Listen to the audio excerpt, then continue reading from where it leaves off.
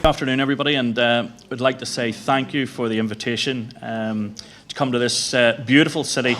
We had a brief tour last night, which was fantastic, and a fantastic conference.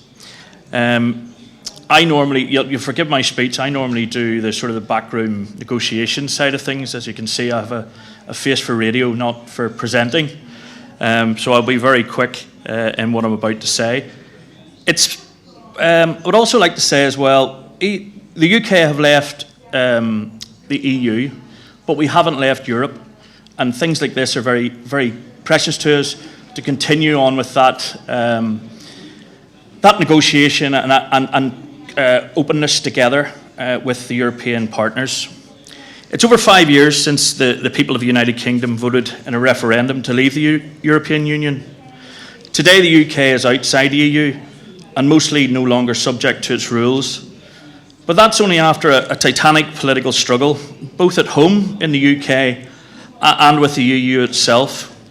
For better or worse, some of the changes both hoped for and feared are beginning to take shape in the UK. But the story is far from over. The post-Brexit UK-EU relationship is poor, to say the least. And I was actually on today with Lord Frost, our negotiator, and he's over in the EU at the moment. And after some negotiation where the EU said that they wouldn't move, lo and behold, they have moved, and we're looking very good to get a bit of a deal where they've released 80% of the checks in Northern Ireland. The European Union is now an economic and political partnership of only 27 countries. Brexit, which the term was used to describe Britain's departure from EU, represents the most important constitutional shake-up of the UK, since basically we joined. A last-minute deal on post-Brexit trade and future EU negotiations has since been formally ratified.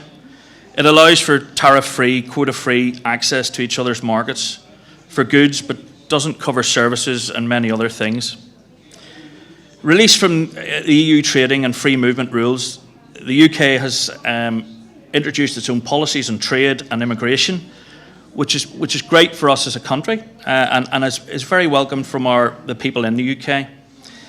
Other changes affect the people, travel and business. EU nationals already living in the UK and Britain's resident on the continent have the right to remain, but some uncertainty for the future. The UK's departure from the EU single market and customs union has brought significant disruption to trade, particularly to UK exports to the EU, due to new border rules and red tape, while tighter immigration rules have contributed to labour shortages. However, the impact on supplies has at times been difficult to distinguish from that of the coronavirus pandemic. The UK has repeatedly delayed imposing new border checks on EU imports, citing supply chain issues. EU relations and the UK relations continue to be strained. London and Brussels have clashed over fishing, diplomatic representations, coronavirus, vaccine exports, and above all, new arrangements for Northern Ireland. As a citizen of Northern Ireland, this is one that has disappointed me the most in our negotiations with the EU. Although part of the UK, Northern Ireland continues to follow some EU rules under the divorce deal to keep an open land border with the Republic of Ireland, which has remained an EU member. But tensions over the new rules escalated into a row over the negotiated protocols, setting them out, and there was all sorts of threats of violence and return to violence in Northern Ireland, which was grossly exaggerated by people with a certain agenda. The resulting new internal trade barrier with the rest of the UK disrupted supplies from Great Britain, causing anger amongst unionist communities. Grace periods extended unilaterally by the British government have been prolonged indefinitely. The two sides are talking, and actually the EU had said that they wouldn't renegotiate, and the UK, we took a very hard stance, and it seems that the EU have blinked first, with the EU yesterday giving some concessions for negotiation. Within the United Kingdom, post-Brexit tensions have also continued in Scotland, where separatist parties won a majority of seats. We also have a call for another independence referendum. So splitting from Europe has created a bit of I suppose, a will for some of the devolved nations to split from the UK. And it's a bit of a struggle at the moment for the UK to try and bring that together, certainly for a Conservative government. The UK is beyond the remit of EU laws, theoretically, but challenges are possible in each other's courts, and punitive measures may be taken if subsidies distort trade. I mean, for me, that was one of the biggest pluses, that we could trade and we could negotiate with other countries in a completely individual way, and we weren't bound by the EU rules. So that, again, is part of the negotiations that we're trying to get through. The UK will also stay in the European Convention of Human Rights, which is a good thing. Scientific cooperation will continue with the UK, still a paying member of the EU's Horizon Europe programme for 7 years. It will also remain in a number of the schemes, monetary schemes for community groups. The Erasmus is not one of them, but there's student exchange programmes. Several other key policy areas are excluded from the Accord. Foreign policy, external security and defence cooperation is not covered by the agreement, as the UK did not want to negotiate this matter according to the European Commission. It's in everybody's interest, security-wise, that we have a great relationship, and I don't see that changing in any way going forward. And certainly the view of the government and Lord Frost in negotiating is that, you know, that needs to go forward. As of the 1st of January 2021, there is therefore no framework in place between the UK and the EU to develop and coordinate joint responses to foreign policy challenges. For instance, excuse me, the imposition of sanctions on third country nationals or economics. Brexit also means that the border between Northern Ireland, which is where I live, part of the UK, and the Republic of Ireland, which remains in the EU, is one of the most politically sensitive frontiers in the world. It has been a difficult negotiation for the UK and for Europe to try and resolve these issues.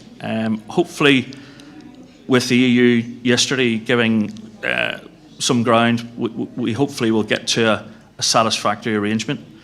But the arrangements in the revised Northern Ireland Protocol, in the divorce deal, as it was called, as in the previous version, are designed to avoid a hard border.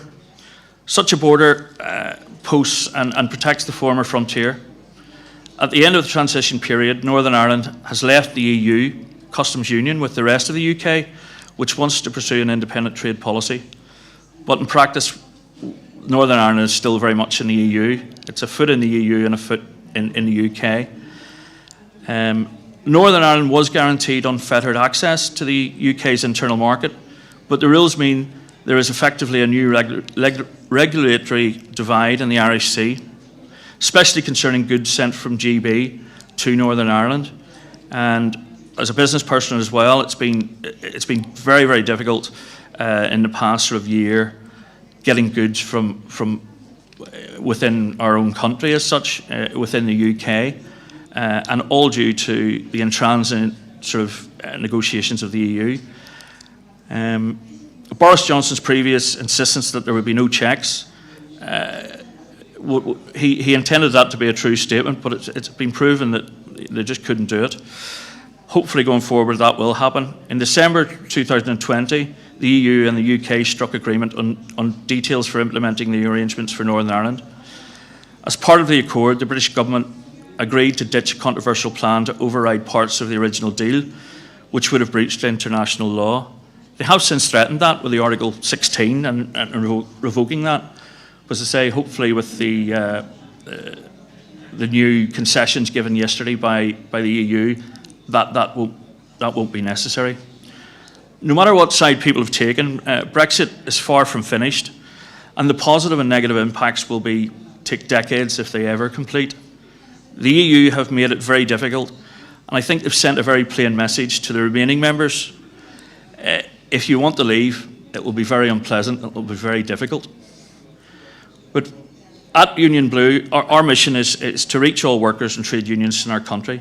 We are focused on improving employment rights, tackling low pay, helping to raise productivity, and supporting even greater employment satisfaction. Brexit has without doubt been the biggest opportunity and risk to our mission at Union Blue. Thank you for your time and listening, and as I said, I was going to be quite brief. Enjoy the rest of the conference. Thank you very much.